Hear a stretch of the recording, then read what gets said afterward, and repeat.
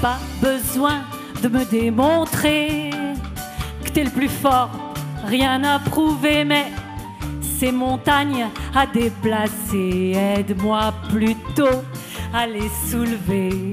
Juste un ami qui m'aille, même juste un ami qui m'aille. J'ai mis mon épée au pied de la cascade, au pied de la cascade, au pied de la cascade, et mon bouclier au pied de la cascade.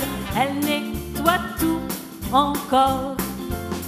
Faire la paix, dedans c'est de l'or, dedans la paix c'est de l'or. Faire la paix, dedans c'est de l'or, de l'or. Faire la paix, dedans c'est de l'or, dedans la paix c'est de l'or. Faire la paix, dedans c'est de l'or. Si vous vous interrogez sur vos relations de couple, si vous avez le désir exceptionnel d'améliorer vos relations de couple, si vous souhaitez profondément mieux communiquer avec vos enfants, rejoignez-nous sur cette chaîne et sur bonheur.tv. Ne t'inquiète pas. Dit la ville. Retourne au palais. Les 3 fées te donneront la solution de ce problème. C'est le 24 décembre 1984. La neige n'est pas au rendez-vous. Mon train s'arrête à Strasbourg, un taxi me dépose sur le quai de Zorn, devant la maison de ma mère. Il faut tout de suite se préparer pour la fête qui aura lieu ce soir chez l'une de mes sœurs. Dans le salon, sur la cheminée, j'aperçois un pied en métal dans lequel on fixe le tronc de l'arbre de Noël. « Ne t'inquiète pas si tu ne vois pas d'arbre aujourd'hui, » dit ma mère. « Emmanuel doit me l'apporter demain. » Il s'agit de mon neveu, âgé de 12 ans. J'adore discuter avec lui. Il me comprend mieux que les grands. Pendant le repas du réveillon, je lui raconte mes nouvelles aventures sur le pouvoir magique de la parole. « Je peux obtenir ce que je veux avec tes phrases magiques ?» me demande-t-il. « Tout ce que tu veux, si tu te prépares à le recevoir. » « Je peux même demander un vélo de course ? » « Bien sûr.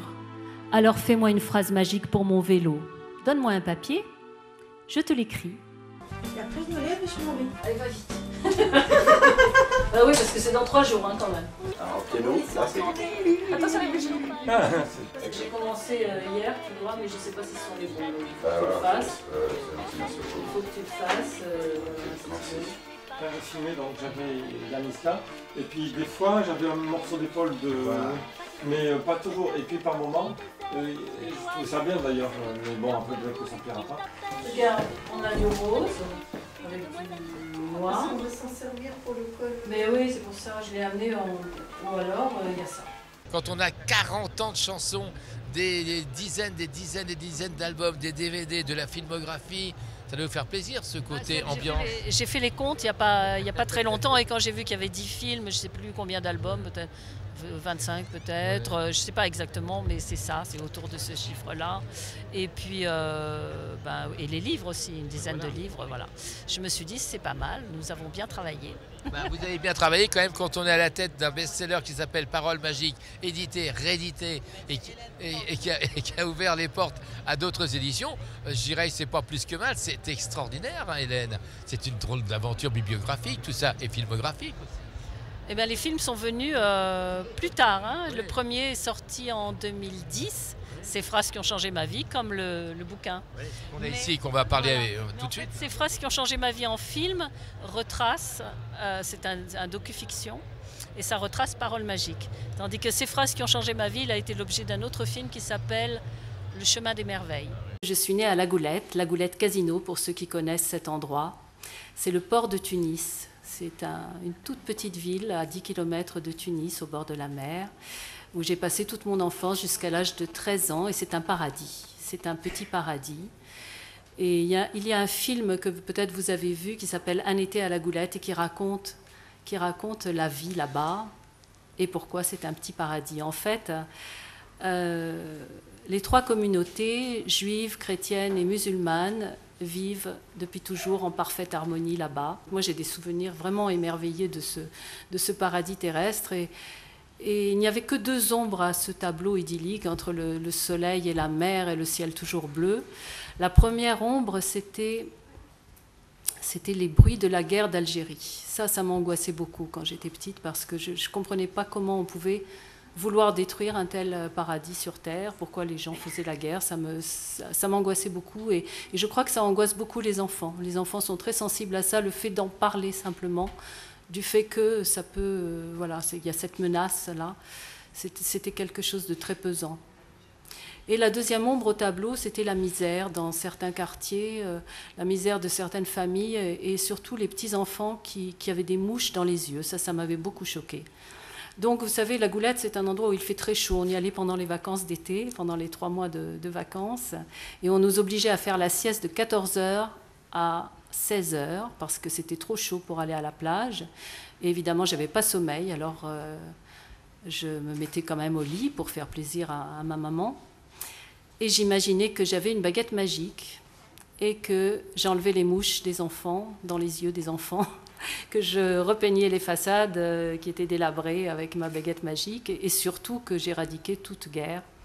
Voilà, et évidemment, quand je me suis mise à chanter ma première chanson, quand je suis venue vivre en France, ma première chanson, De l'autre côté du miroir, parlait de paix. Et puis ça a continué, il y a eu un deuxième disque, Aurore, où c'était mon premier grand succès, où j'étais sur toutes les télévisions avec 4 bras. Ceux qui étaient là au début ont dû voir ce clip. Et pour moi, ces 4 bras représentaient la fin de la guerre des sexes. C'était l'homme et la femme unis qui avancent ensemble, qui agissent ensemble, main dans la main. C'était pas main dans la main, c'était les 4 bras en même temps. Et ensuite, ça a continué comme ça jusqu'à l'Olympia. Bon après-midi.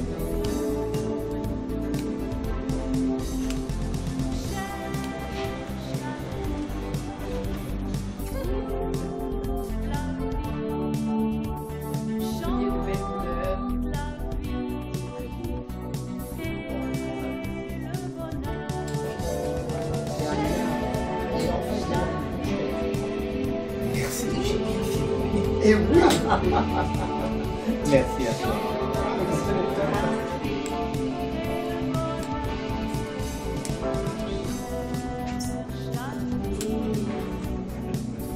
Ça c'est le dernier. Toute la série, vous voyez. Si je m'écoutais, je m'entendrais. Le courage d'être soi. Voilà, parle-moi, j'ai des choses à te dire. Aimer se le dire, enfin. Tous les livres qui sont des best-sellers.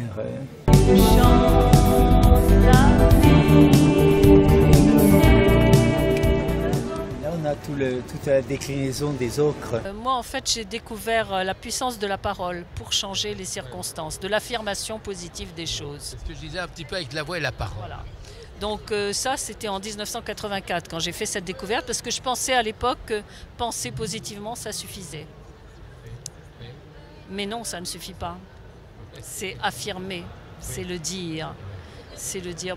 J'en avais eu quelques expériences petites. Par exemple, je me rappelle que quand j'allais passer mon bac, mon père disait, il était très gentil, mon papa, il me disait, ma chérie, tu sais, tu t'inquiètes pas si tu n'as pas ton bac, parce que j'ai lu dans le journal, d'après les statistiques, il n'y aura que 20% de reçus cette année, donc ne te fais pas de soucis pour ça. Et je lui répondais toujours, mais je serai dans les 20% et j'aurai la mention. Et c'est ce qui s'est passé. Mais je le répétais, dès qu'il me disait ça, je lui renvoyais la chose inverse. Et c'est ce qui s'est produit. C'est génial ça, je crois que c'est ça l'affirmation, j'allais dire d'être dans sa conviction totale. En fait, on peut le créer de toutes pièces, parce qu'il suffit de le dire.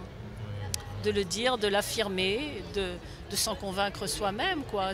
Parce que c'est une vibration qui est dans les paroles, les gens ne le savent pas. C'est ça que j'ai voulu transmettre par tous les moyens que j'avais à ma disposition, c'est que personne ne se rend compte de l'importance des mots que nous prononçons, parce qu'il y a une vibration dedans.